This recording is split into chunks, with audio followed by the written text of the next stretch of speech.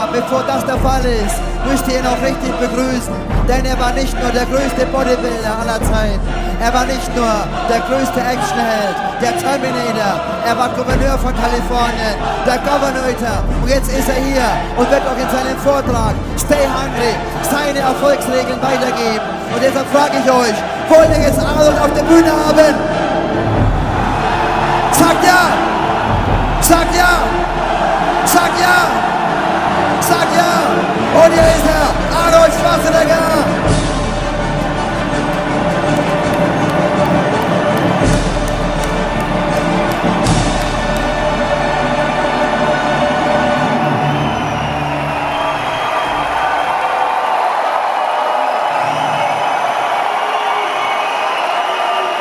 Deine Bühne, Arnold.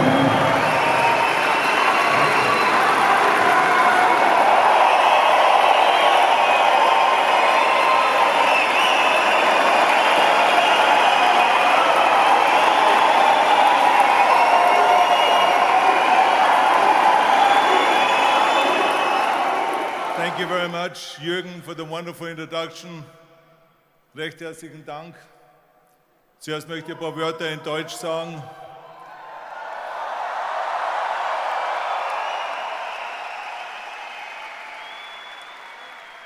Ich bin sehr glücklich, hier in München zu sein, weil München ist für mich eine sehr wichtige Stadt. München war für mich das Sprungbrett nach Amerika. Ich bin nach München mit dem Alter von 19, nach 4 Jahren Bodybuilding-Training und innerhalb 3 Monaten durch die hervorragenden Trainingsmöglichkeiten hier in Deutschland, in München, habe ich die Mr. Europawahl gewonnen. Und nach einem Jahr wurde ich der jüngste Mr. Universum je.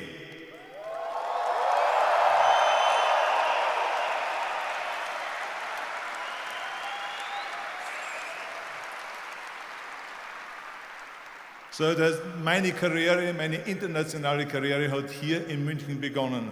Und das werde ich nie vergessen. München ist eine der schönsten Städte in Europa. Und ich liebe immer nach München zurückzukommen. I'm here to talk about success, right? And the way we have set it up is that I'm going to talk about my first 3 rules right up here on stage, and then I'm going to sit down with Jürgen, and he's going to talk to me about the last 3 rules, because there's 6 rules basically that I always have laid out that are the rules of success. Now let me get right away to the first rule of success. The first rule of success is to have a vision. You see, if you don't have a vision of where you go, and if you don't have a goal where you go, you drift around and you never end up anywhere. It's like you can have the best ship in the world, you can have the best airplane in the world. If the pilot or the captain doesn't know where to go, it would just drift around. It would not end up anywhere, or most likely in the wrong place. So I was very fortunate that I stumbled onto my vision. I mean, as you know, I was born in 1947 in Austria after the Second World War. And I didn't really like Austria when I grew up. I couldn't wait to get out of there. I couldn't see myself becoming a farmer or a worker in a factory or anything like that, even though my parents wanted me to stay there and have a normal life. My father wanted me to become a police officer like he was. My mother wanted me just to stay there and marry a girl with the name of Heidi, hopefully, and have a bunch of kids and run around like the Van Trapp family in The Sound of Music. But that was their vision, not mine. My vision was totally different. I felt that I was born for something special, for something unique, for something big. So I was searching. Then one day I went to school. I remember I was 11 years old, and they showed a documentary about America. And there they showed in this documentary the huge skyscrapers, the high-rises, the huge bridges, the 6-lane freeways, the huge cars with the wings sticking out, and all of this stuff. And I said to myself, that's where I want to be. I don't want to be around here with these little farmhouses and these little buildings. and everything is old. I want to be in America. But now the question was just, how do you get to America? In those days, it was a very expensive trip. It's not like today. So again, I was very fortunate that one day after school, I walked by a store in Graz, which was called Brühl. And it was the only store that really sold kind of American stuff. So one day, they had jeans there, American jeans. And then they had the bull walker. And then they had an expander. And some barbells and some dumbbells and an exercise bench in the window. So I went inside and I looked around and I looked at this stuff, and then I saw a magazine. I saw a bodybuilding magazine that had Reg Park on the cover. Reg Park was then a 3-time Mr. Universe. And I saw him on the big screen as Hercules. And on the cover it said, how Reg Park, Mr. Universe, became the Hercules star. That's what the cover story was all about. So I looked at the cover and I said to myself, I got to get this magazine. So I bought the magazine, I took it home and I read it over and over from the front page to the back. It had everything in there, how he trained, how he was working out in Leeds, England, in a factory town, how he worked out every day for 3-4 hours and became the strongest man of Europe, and how he won Mr. Europe and Mr. Great Britain, and then eventually Mr. Universe. And how he won the second Mr. Universe and the third Mr. Universe. And how he was discovered to play the starring role in Hercules. I read that and I said to myself, wow, this is the blueprint for my life. This is exactly what I want to do. I want to become a bodybuilding champion just like Reg Park. I want to get into movies just like Reg Park. And I want to make millions of dollars and be rich and famous, just like Reg Park.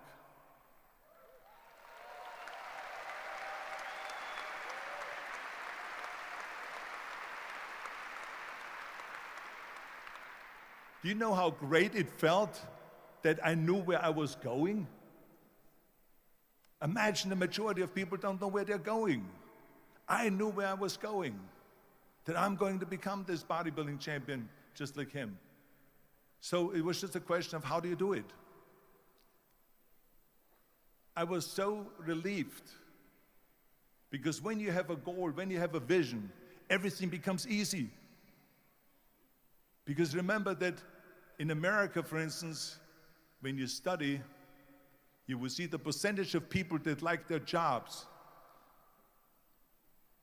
74% hate their job in America. Now, there's not much different when you come to Europe. The majority of people don't like what they're doing because they're really not doing it because they didn't have a goal and they followed this goal. They just aimlessly drift around, and then all of a sudden there's a job opening, so they get that job because you have to work. But then when you work, it's a chore. It's work. It's not fun. So if you think about only a quarter of the people really enjoy what they're doing in life, that is unbelievable if you think about it. So I felt so blessed that I knew what I was doing. It's like a medical student that studies and knows he wants to become a doctor. You know where to go. So I knew where to go. So people always ask me, when they saw me in the gym in the pumping iron days, they say, why is it that you're working out so hard? 5 hours a day, 6 hours a day, and you have always a smile on your face.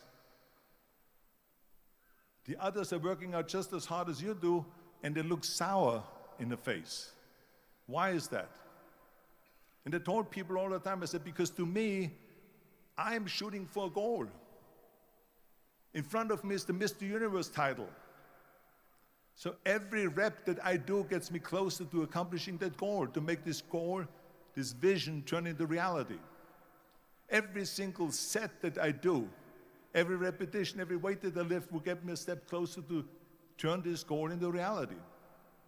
So I couldn't wait to do another 500-pound squat. I couldn't wait to do another 500-pound bench press. I couldn't wait to do another 2,000 reps of sit-ups. I couldn't wait for the next exercise, for the next half hour of posing and all the kind of things that you have to do to be a champion.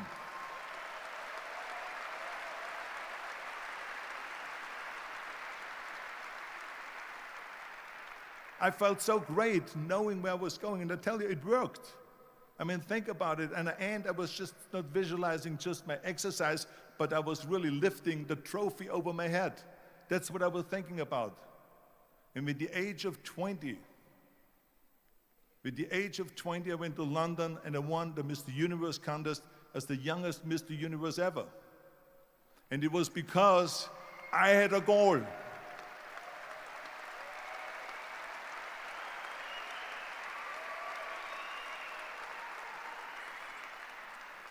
And this is no different than anything else, what I'm talking about. This is not just about bodybuilding. It was the same in acting. I remember when I was doing Conan the Barbarian. I was crawling on the rocks with a sword in my arm, crawling on all four. And of course, being that it's Conan, I didn't have clothes on or anything like that, right? So I was kind of, my knees were bare, my elbows were bare and everything else, and I'm crawling on the rocks. So after 10 takes, my elbows were bleeding and my knees were bleeding. And the director came to me and he said, Arnold, I'm so sorry that you have to go through this, but we need one more take, a close-up of you crawling with the sword towards the camera. Can you handle one more take? And I said to him, I don't know what you're talking about. He says, I'm totally fine. He says, but you're bleeding. I said, because I don't feel it, because I can visualize what the scene will look like in a film. And I'm so excited about this scene.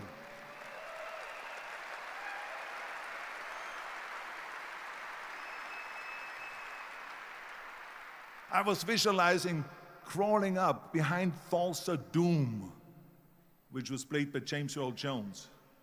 Crawling up behind Thulsa Doom with the sword slowly, and then rising up behind him and whack, cutting his head off.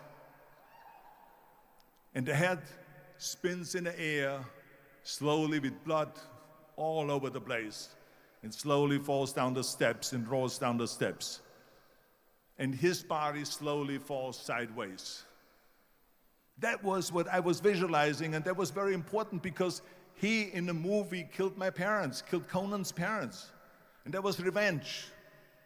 And he always said that flesh is stronger than steel. And I wanted to prove to him that no, steel is stronger than flesh. And so I had this in my mind.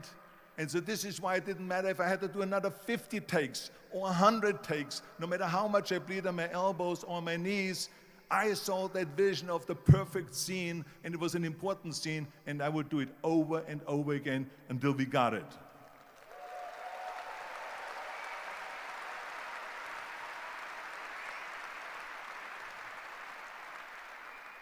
And the same thing is also in politics.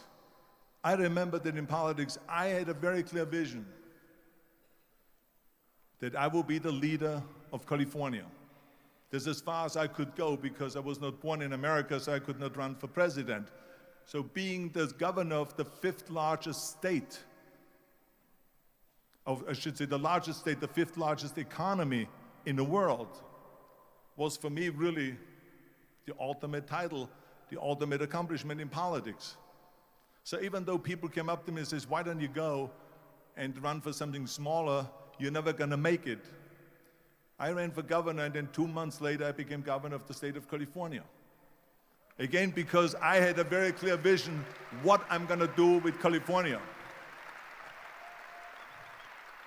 So let me tell you something, visualizing your goal and going after it makes it fun. You got to have a purpose no matter what you do in life. You got to have a purpose. So that's rule number one, have a vision. Rule number two is, don't listen to the naysayers. Don't listen to the naysayers.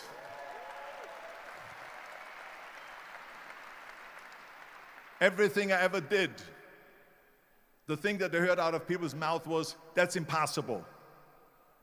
That can't be done. Or no. I remember when I wanted to be a bodybuilding champion, including my parents and everyone else around me, said this is impossible.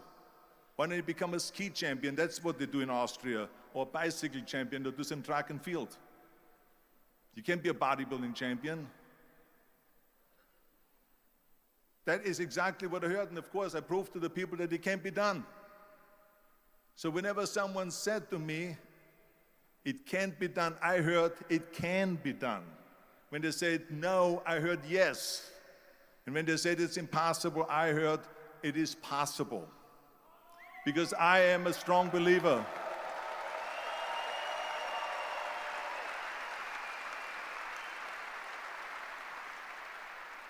I'm a strong believer of what Nelson Mandela said, that everything is always impossible until someone does it. Well, I'm going to be the one, I said to myself, I'm going to do it and I'm going to show it to them. Maybe it has never been done before. That's perfectly fine with me. But I'm going to do it. And I did not listen to the naysayers.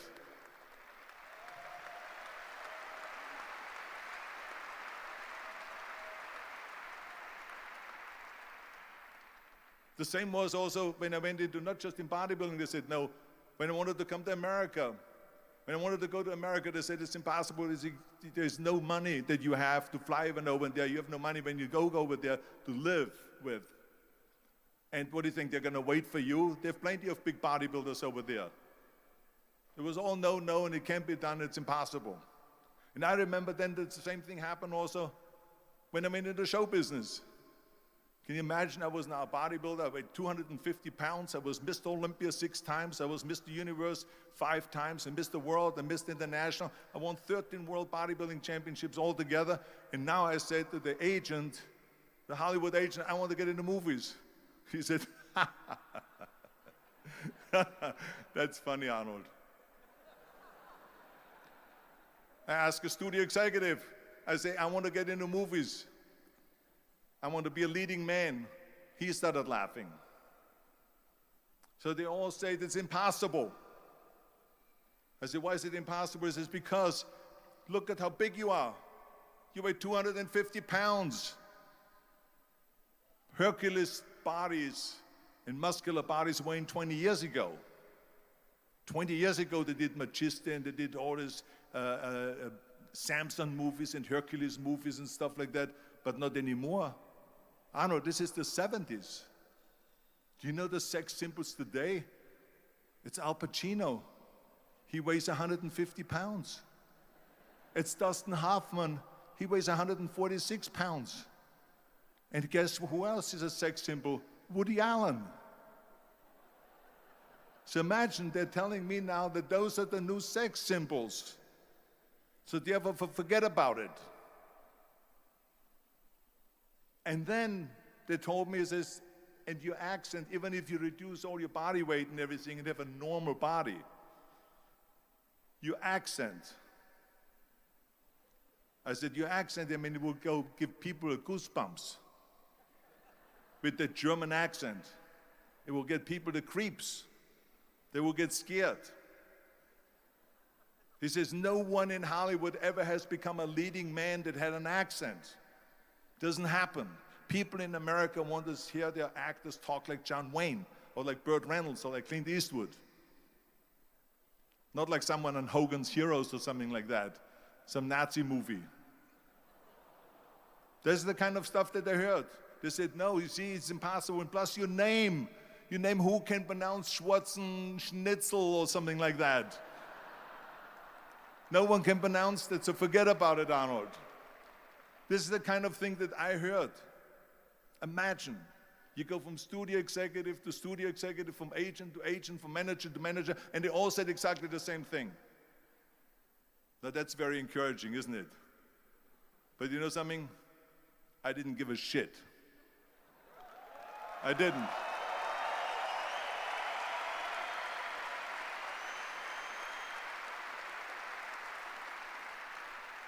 Because I believed that I can be a leading man. I believed that I could be another Clint Eastwood, or another Burt Reynolds, or another Warren Beatty, or whatever those characters were, Charles Bronson and so on. I believed that I could be those people. I said, there's enough room on that ladder that I can fit up there. And I looked back again and learned from what I learned in sports. In my case, in bodybuilding. It's all about the hard work that you put in. I said to myself, in bodybuilding, I worked out 5-6 hours a day. I'm going to do the same thing now for acting. And of course, I went to college to study English. I studied voice, accent removal, acting classes, and all of this stuff, all day long. I worked and I worked and I worked. And within a short period of time, I made one movie called Hercules in New York, which of course went right into the toilet.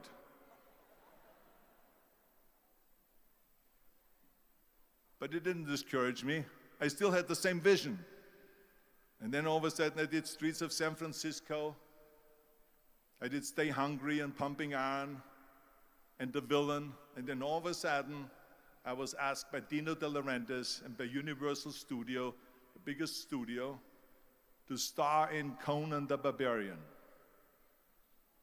And after I did Conan the Barbarian, the director at the press conference said to the press, the director was John Milius.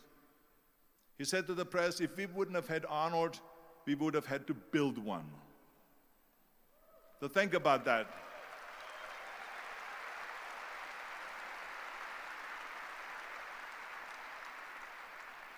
The very body that they said can never be sold because the time is wrong. A few years later, I'm doing Conan the Barbarian, and it was the #1 hit at the box office when it came out in the summer of '82. Think about that. And the director says, if we wouldn't have had his body, we would have had to build one. So all of a sudden, my body became an asset, not a liability. And the same thing was with Terminator. After we were finished filming Terminator, Jim Cameron said to the press, if Arnold wouldn't have had that accent and talked like a machine, I think the movie wouldn't have worked. So think about that. The body and the accent that they attacked was an asset.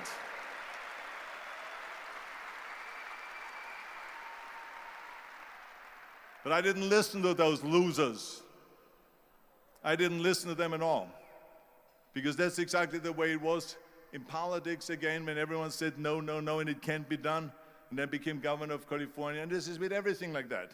This is just the reality of it, is that you cannot listen to the naysayers. So this is a very important lesson for all of you.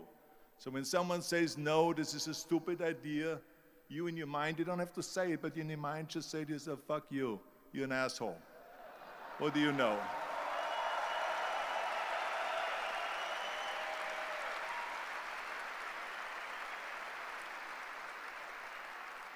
If I would have listened to the naysayers, from bodybuilding to show business to politics, I would not be standing here today talking to you.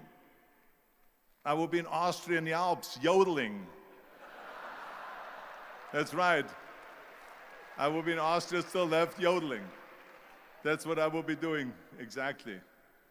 So this is why I say don't listen to the naysayers. And the next thing, the third point that I'm going to make to you is, before we sit down with Jürgen and talk about the rest of the three, is work your ass off. There is no magic bill. There is no magic out there. You cannot get around. You have to work and work and work. I can tell you, I've watched the day for half an hour, Jürgen and his wife that put on this show, this great, great event here. They work their ass off to put this together. All year long, they work and they work and they work. This does not come together by itself.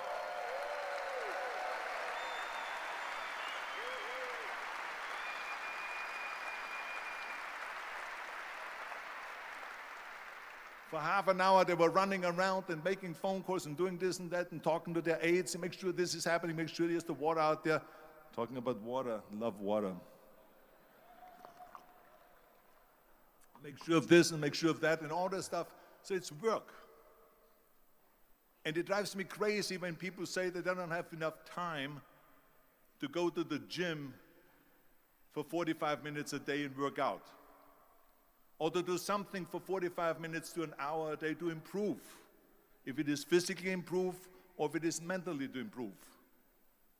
Imagine you read 1 hour a day about history. How much you will learn after 365 hours in 1 year. Think about if you study about the history of musicians, of composers, how much you would know. Imagine if you would work on a business, on some business that you want to develop every day for an hour. Imagine how further along you will go and get. So it drives me nuts because we have, when people say we don't have the time, we have 24 hours a day. We sleep 6 hours a day, so that gives you still 18 hours. Now there's someone shaking their head out here in front. They say probably, I don't sleep 6 hours, I sleep 8 hours, right? Or just sleep faster.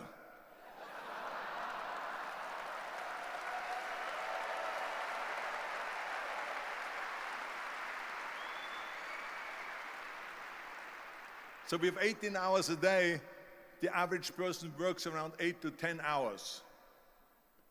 So let's assume it's 10 hours, so we have 8 hours left. Then you travel around an hour a day, maybe 2 hours a day. So now you have still 6 hours left. So what do you do with these 6 hours? What do you do with these 6 hours? Then we eat a little bit, then we schmooze a little bit, talk a little bit to people and all that stuff. But you can see how much time there is available if you organize your day. So you got to work hard. I mean, let me tell you something. When I went to America, I went to college. I went and worked out 5 hours a day. And I was working on construction. Because in those days in bodybuilding, there was no money. I didn't have the money for food supplements or anything. So I had to go to work. So I worked on construction. I went to college. I worked out in the gym. And at night, from 8 o'clock at night to 12 midnight, I went to acting class 4 times a week. So I did all of that. There was not one single minute that I wasted. And this is why I'm standing here today.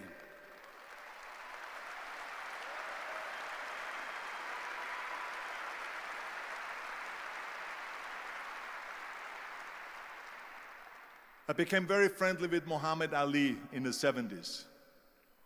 And Muhammad Ali worked his butt off. And I saw it firsthand. And I remember that there was a sports writer that was there in the gym when he was working out and he was doing sit-ups. And they asked him, how many sit-ups do you do? And he said, I don't start counting until it hurts. Now think about that.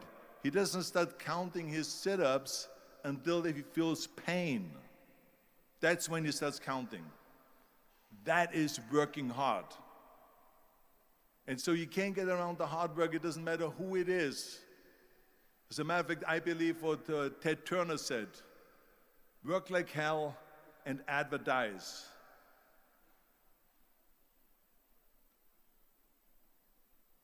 You get it? Work like hell. Go to bed and early to rise, work like hell and advertise. So you work your ass off and then you let the world know about your work. That's what it is all about. Let people know if you have a company, if you have a movie, if you do a sports, work your ass off, but then advertise and let everyone know.